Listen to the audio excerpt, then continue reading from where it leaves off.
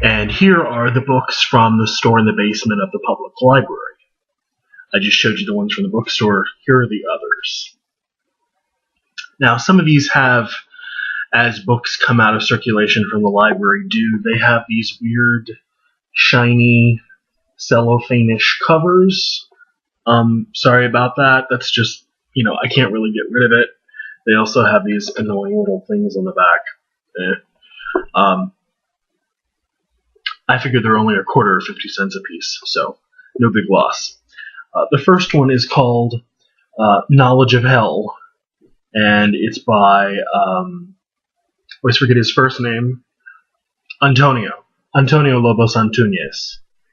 And I've seen him mentioned a couple of times here on YouTube. This is about a guy who is a psychiatrist, kind of like Antunes himself, who is a psychiatrist, who is slowly growing discontented with the practices within the field of psychiatry. This looks a little bit easier to read than his other novel, which I think is something like What Do You Do When Everything's on Fire? That one looks very, very tough to read when you open it. No quotation marks, no question marks, sentences, commas, or anything like that. This one looks a little easier, so I might read this relatively soon. We'll see. A little Penguin English Library edition of D.H. Lawrence's The White Peacock. 2 books by Saul Bellow. None of the major works, but 2 of the shorter ones that I didn't have. One is called A Theft, and this is just a novella. And the other one is called The Bella Rosa Connection.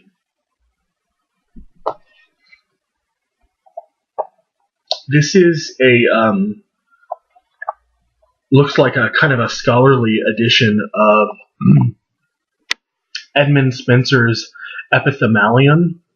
An epithermalion is a clumsy word to say, but it is also a wedding song or a wedding poem that was sometimes delivered by a poet who wrote the Epithermalion at the wedding. So this is one of those. It's got the actual Epithermalion in it, which is a longish poem, and then it's got some critical commentary and essays to go along with it. So it's sort of like a Norton critical edition. This is a novel by Dawn Powell, and this one is called The Locusts Have No King. Dawn Powell was a sort of a social satirist who wrote most of her novels in the 40s and 50s, I think. And I have one other novel called A Time to Be Born by her, which I also have not read. But she's supposed to be quite funny, so I picked this one up. Next is the Man Booker Prize winner for 2010. This is Howard Jacobson's The Fink Question. Never read it, but I'm always willing to give Booker Prize winners a try.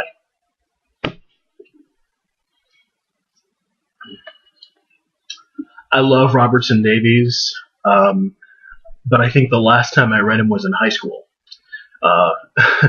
But this is a mixture of frailties. This is the last book in the Salterton trilogy. Of course, he wrote mostly trilogies, three trilogies, I think, and might have started a 4th one before he died. But I love these things. They're just full of magic without being childish, and they're sort of steeped in mythology and ideas about science and alchemy and all of that kind of neat stuff. So I love these. Here's a book by John Gardner, who wrote a lot about Chaucer. He even wrote a biography of Chaucer. But he wrote some literary criticism and some other stuff too. But he loved Chaucer's work, And this is a book that has a chapter each devoted to, well, there's the Canterbury Tales, and then there's the House of Fame, and Troilus and Cressida, and the Parliament of Birds. A chapter each devoted to each of his major poems, if you consider the Canterbury Tales one poem. So I thought if I, or when I read Chaucer next, that this might be a good set of ancillary material.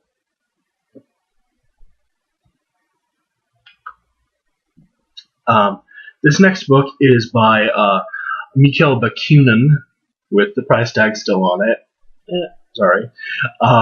It's called God and the State. Bakunin was maybe the most important Russian anarchist philosopher, political philosopher, writing towards the middle and end of the 19th century in Russia. And this is probably his best known book. It's very short, around 80 pages or so. But I've never read him. I've just sort of read about him tangentially. So I thought this would be neat to read about him, hearing what he himself has to say.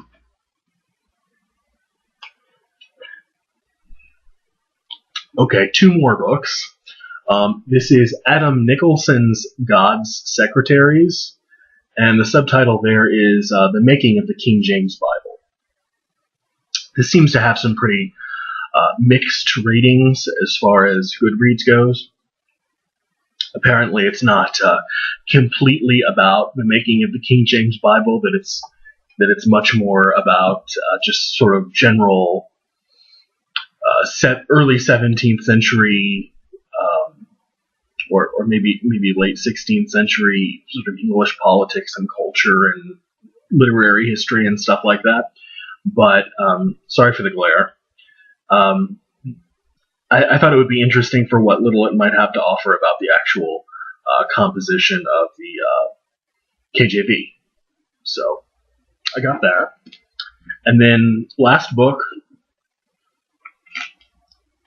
This is the Protestant Temperament. It's kind of a niche book. It's not going to interest everyone. Patterns of Child Rearing, Religious Experiments, and Self in Early America. And it has that annoying little yellow strip on it, which I can forgive. But it sounded really fascinating. It's, of course, about early America, colonial America, and maybe how Protestantism and the cultural modes that are associated with Protestantism, like thrift and hard work and all of those things, affected child rearing and family life. So that could be really fascinating stuff. So that's the last book I got from the library. If you have read any of these yourself or want to tell me anything about them, please let me know. Leave comments, questions, concerns, all of that good stuff. Until then, I'll see you next time. Bye.